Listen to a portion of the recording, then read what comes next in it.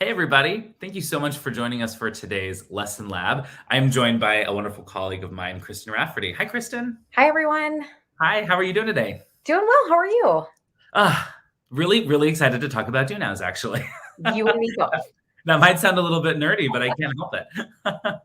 You know what? I feel like there are very few spaces in education where we can be so excited and not sound nerdy. So we're just going to lean into it. Absolutely. Let's do it. Well, for everybody that's joining us today, we're going to be talking all about designing DNOWs that are dynamic and engage students and really use those like 5 to 7 minutes at the beginning of class and really purposefully.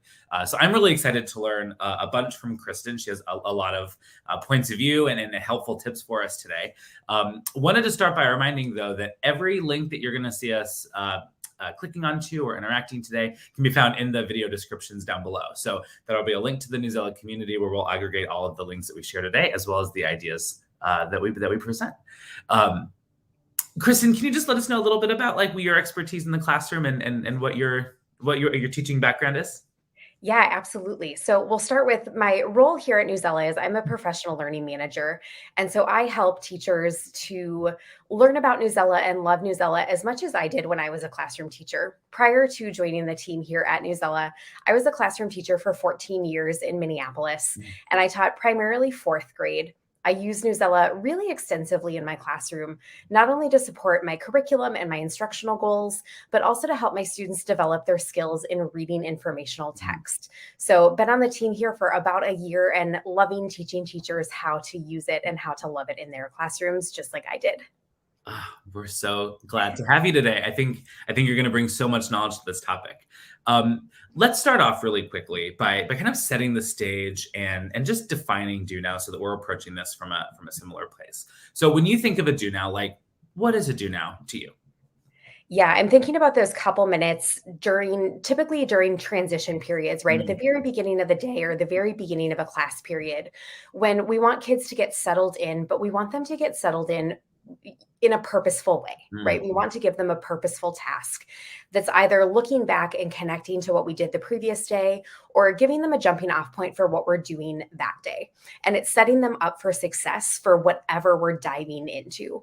It's a task that, students are going to need some structures and supports at the beginning of the year in order to understand how to do a do now, especially with our younger students, to build up that stamina of being able to work independently for any amount of time.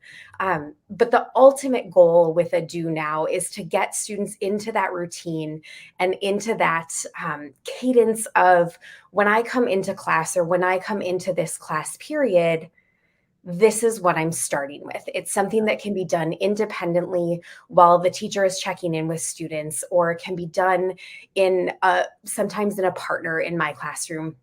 But something that students can just sit down and get to work right away to jumpstart their learning for that class period before diving into the full-blown lesson for that time. I'm hearing a couple of things that I just want to echo back to you.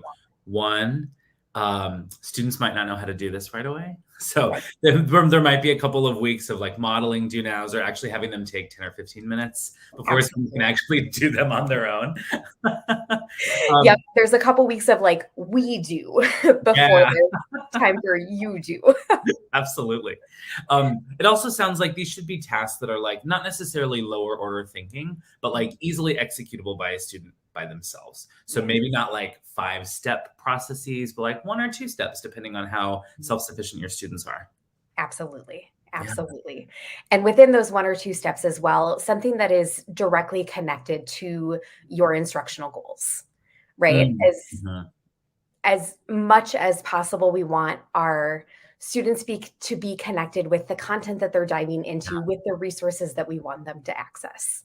Yes. So we're going to be sharing some ideas today that not only cover a couple different subject areas, so these can be adapted a little bit, depending on what units in social studies you're teaching this year, for example. But we're also we're going to cover a couple of examples across the grade bands. So these are going to be maybe a little bit more appropriate for some younger elementary students, all the way up to middle and secondary students. Absolutely. So I hope everyone is ready to talk DNOWs for a little bit. And you know what? Teachers are pros in their classrooms. They're experts at the age level of their students. So I think all of the ones that we're going to talk about today, teachers will have the knowledge and the expertise and the know-how to understand how that particular strategy can be best tweaked or adjusted to fit their students and their goals. Absolutely. And everything we're doing here is just raw materials, right? Like the recipe is totally customizable. Absolutely. Okay, so let's get started really quickly. Again, we're thinking about the kind of younger elementary classroom where students, might not be able to self-monitor for all of 5 minutes. So we might need something a little bit quick just to get students kind of in their seats, excited and ready to learn. Give us a couple examples.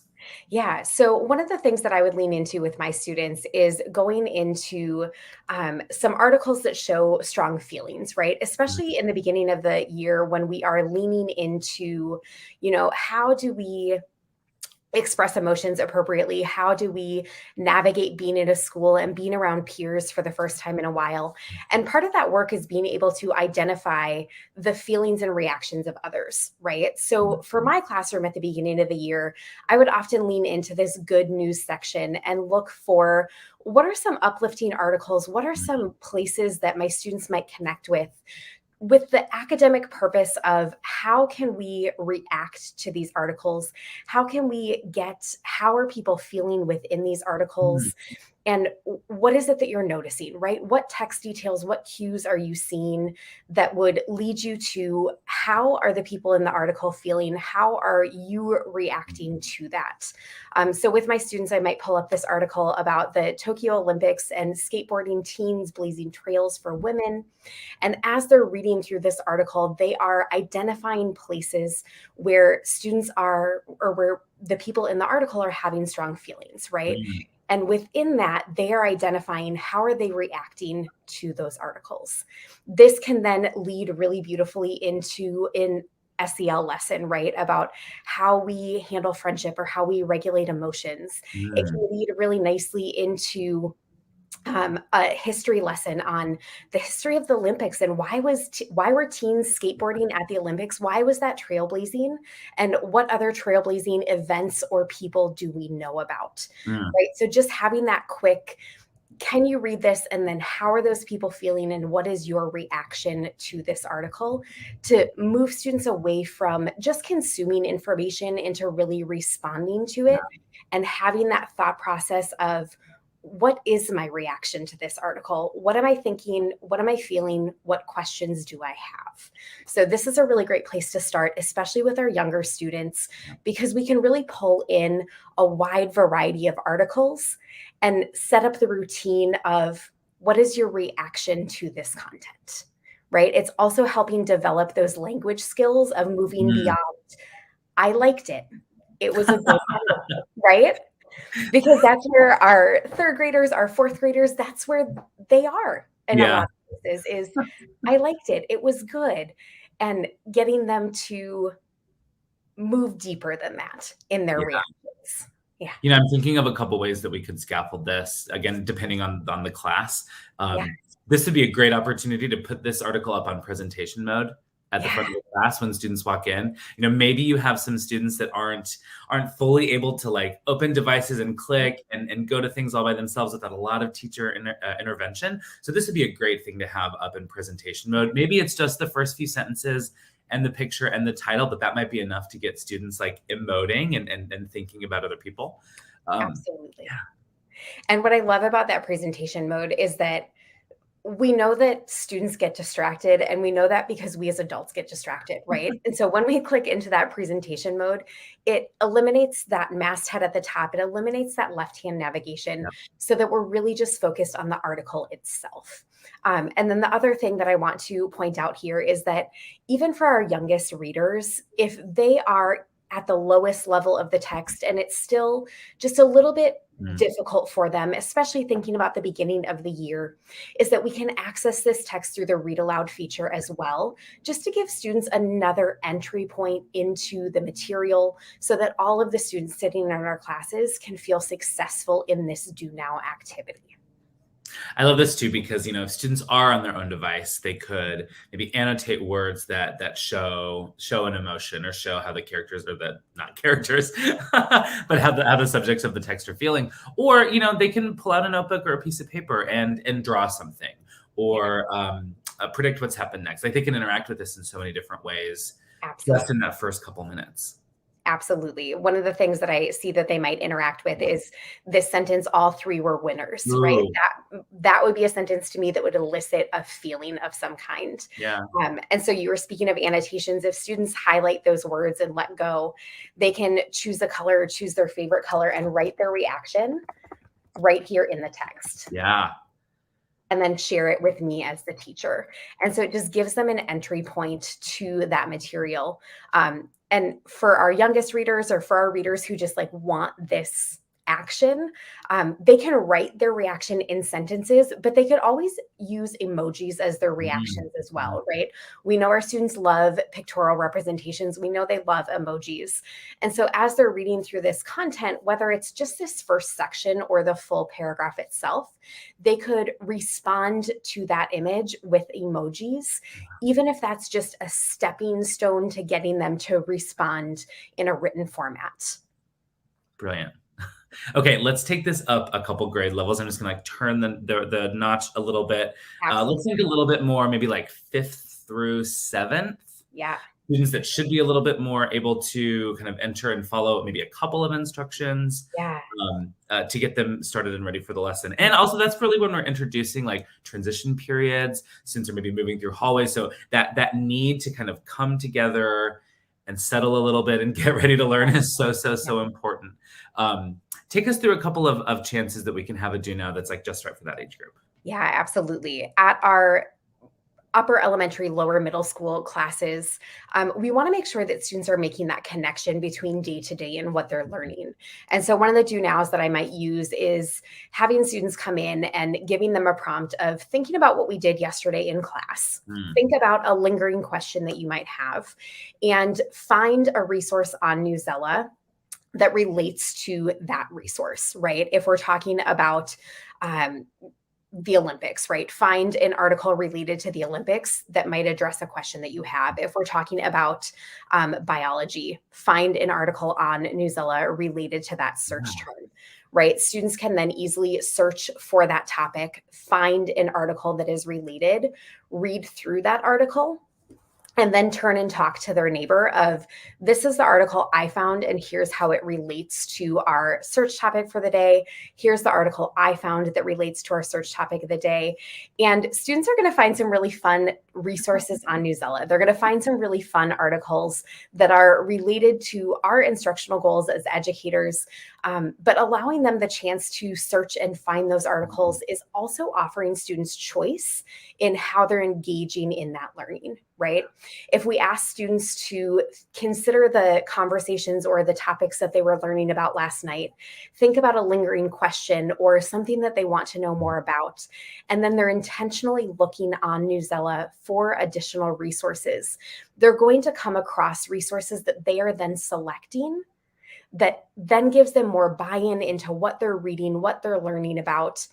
And on our end as educators, those articles are aligning with our instructional goals, right? Because they're related to our topics, our standards, the resources that we want our students to utilize. Yeah.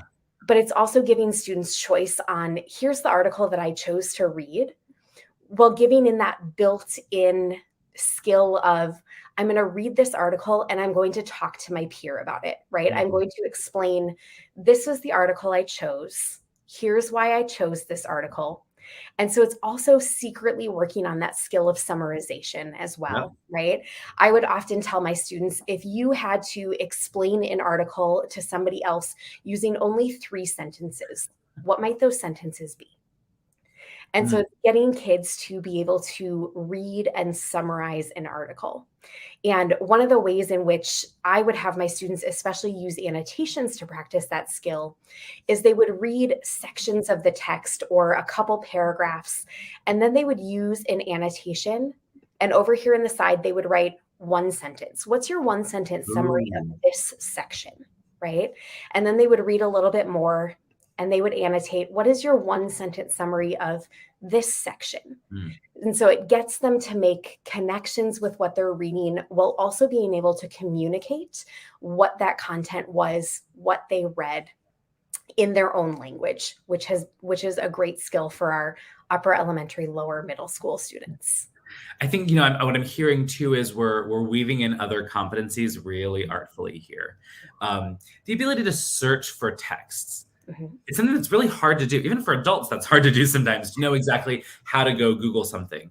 So teaching students how to like have a thought and then intentionally go find something that's going to answer that thought. That's a huge skill. It is. It is. And to scaffold that skill, especially at the beginning of the year, I might lead my students towards, if we're thinking about what we learned yesterday, what are some key words or what are some key vocabulary phrases that might be connected to what we've been learning?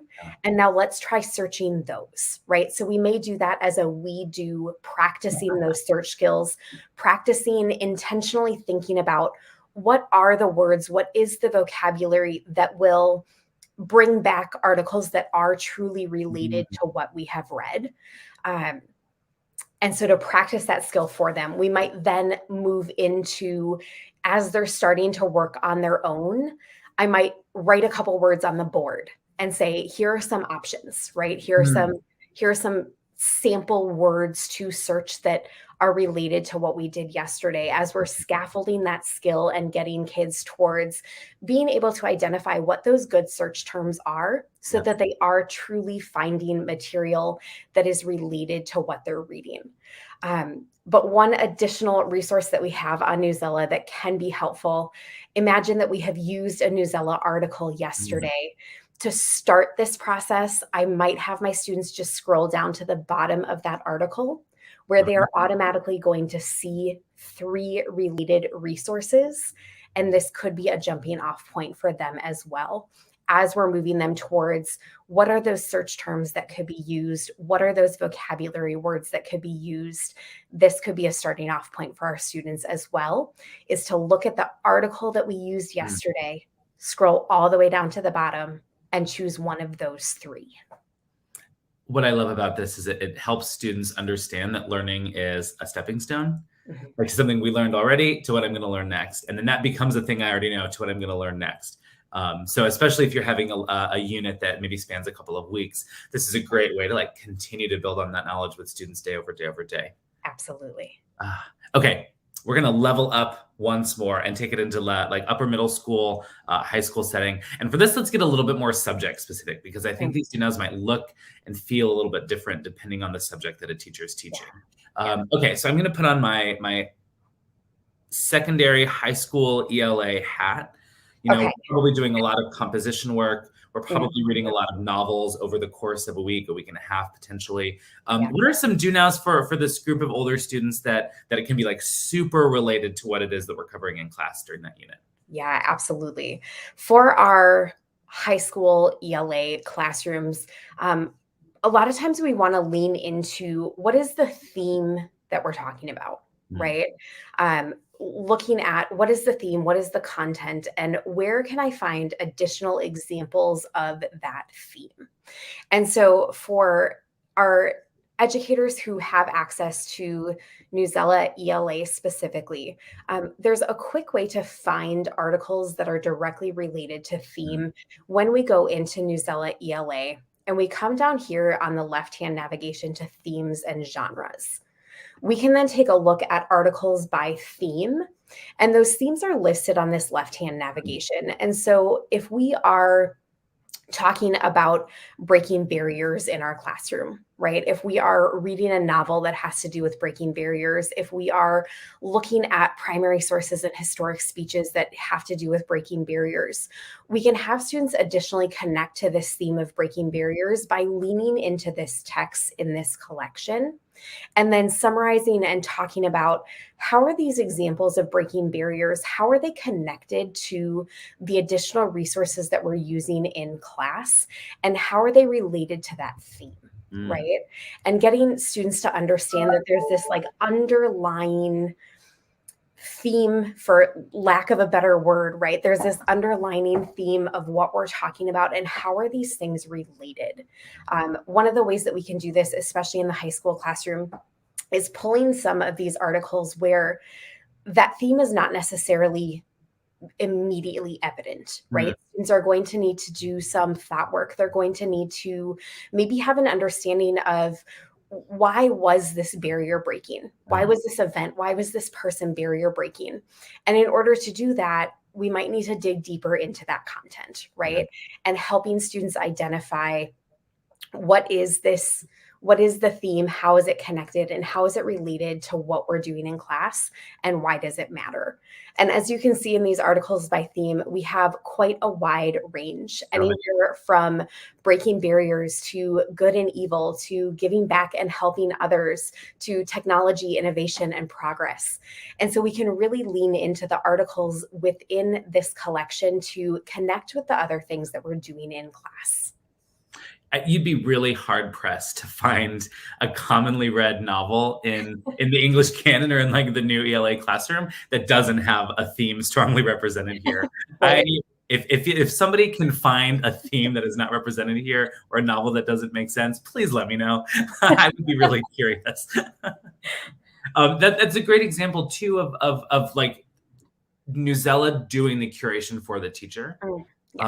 Presenting you with a whole bunch of articles. You can make a text set by yourself. You can lead students directly to this collection to explore a little bit in a way that really makes sense to an ELA teacher's mind, which is like, of course, we read text and we talk about opulence when we talk about The Great Gatsby. We talk about like penance when we talk about Scarlet Letter. Like that's just so baked into how we teach that like this is exactly what students are going to be like thinking about over and over and over again as they read those texts. Absolutely. And we can even, if we're using these as a connection to a novel or a book study in our classes, we can even use these articles by theme as kind of like a pre-reading activity, right?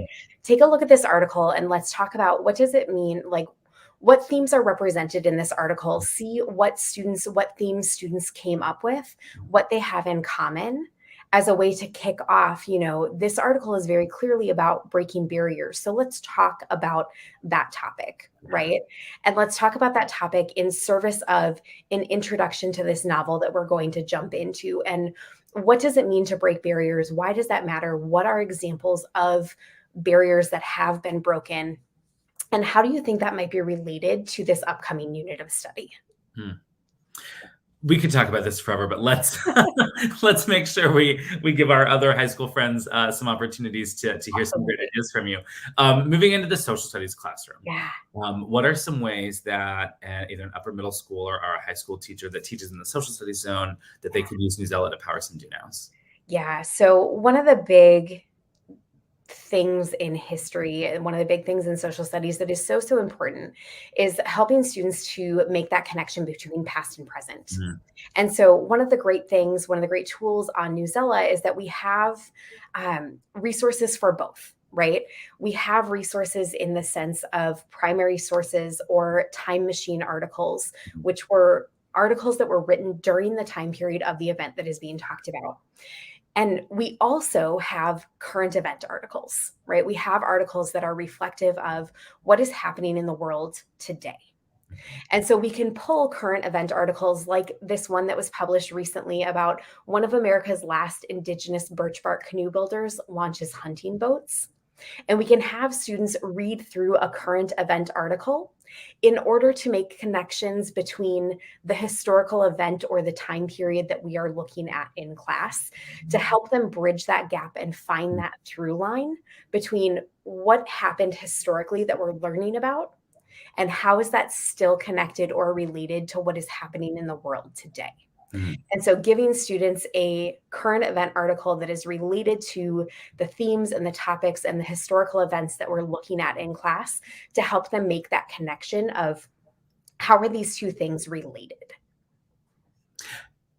Especially for students that have already gone through a world history year, a US history year, an ancient civilizations year, you could throw just about any news article about a person or an event at a student and say, like, tell me what this reminds you of, like something that you've learned something that we've covered in your years of schooling, like what is it that comes to mind when you read this article, or who that we've learned about has experienced something like this before, just to get students like spiraling and like continuously making those connections. Absolutely. Absolutely. Right. Because what is the saying? Like, those who don't understand history are bound to repeat it. And so we can use this as a tool to help students make those connections of like, history isn't just a thing that happened and now it's over and then we learn about it. We don't want to just learn about it. We want to learn from it. And part of learning from it is making those connections between what happened then and how is that still having an effect on what is happening today, and how is that still appearing today. Absolutely. Okay, let's take one last lap through the science realm. Yes. Okay, I think high school science teachers often struggle with ways to use Newsela because that content gets so specific, so intense, and that doesn't, they might struggle to find some ways to apply Newsela and DoNows. But I think this is a great opportunity for upper grade science teachers to incorporate some Newsela in their classrooms. Give us some DoNow inspiration, Kristen.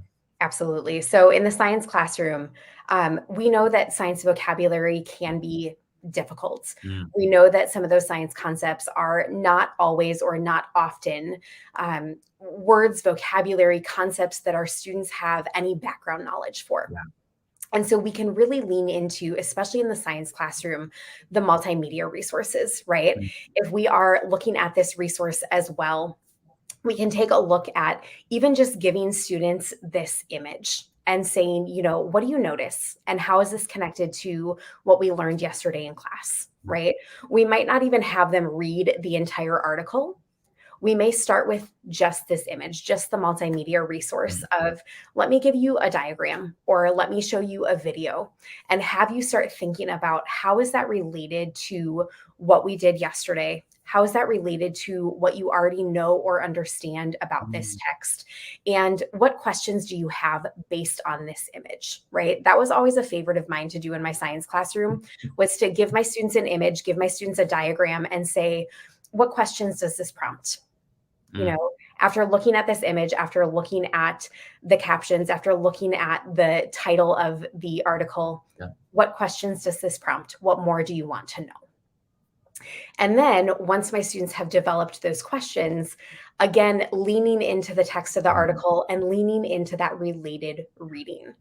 And how do these related articles connect to or address the questions that you have developed by looking at that diagram and by leaning into the content of the article? I love that. Again, it's using the best parts of Newsela, which is finding those connections between texts and like putting them together in a way that makes sense, and having students discover that on their own. Absolutely. It can be so time consuming sometimes for teachers to always have to like craft the materials and present the materials to students. Sure.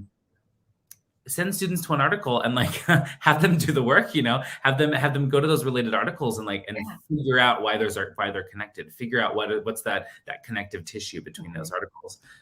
Brilliant. Yeah. Okay.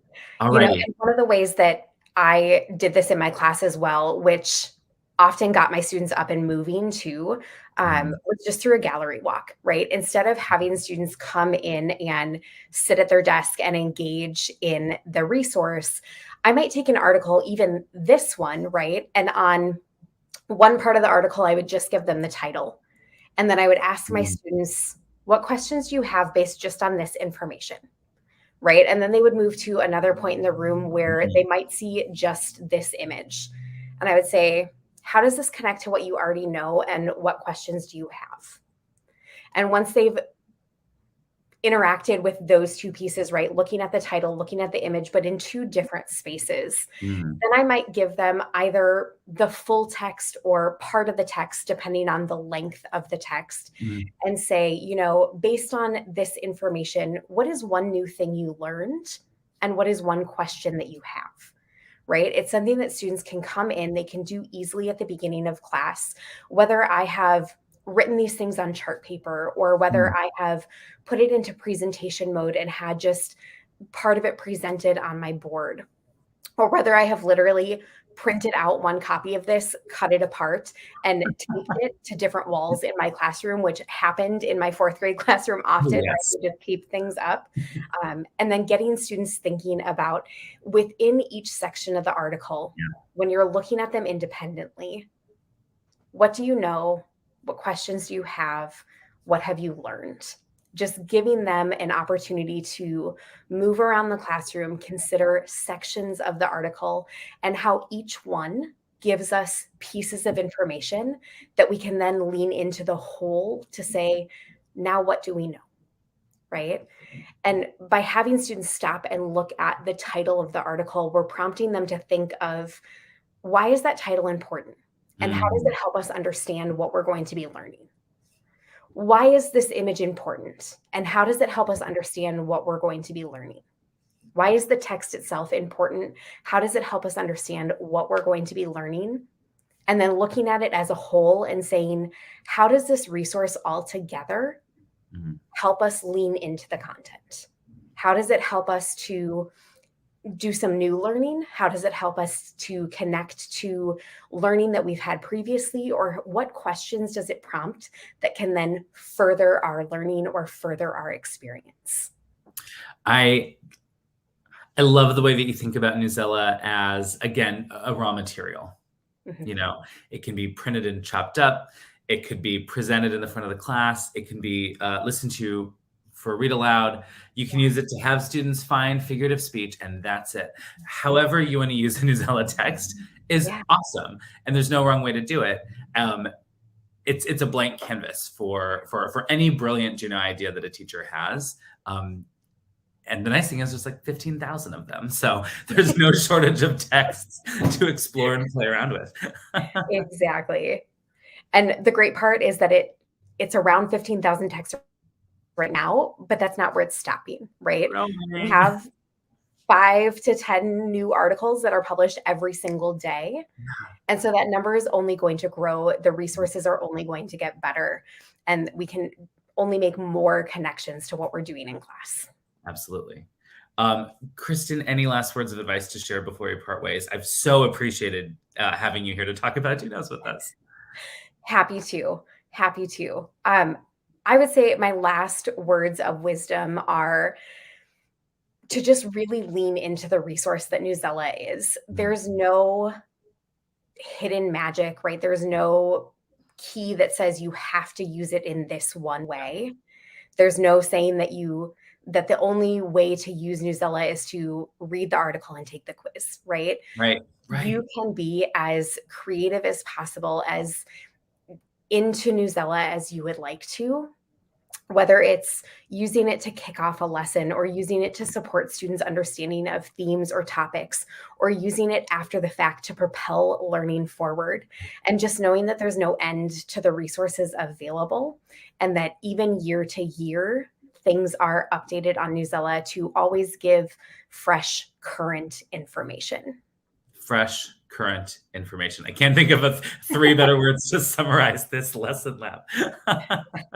All right. Well, Kristen, I appreciate having you here today so much. We've learned so much, and I'm really excited to see what else you share with teachers as a professional learning manager here at Newsela.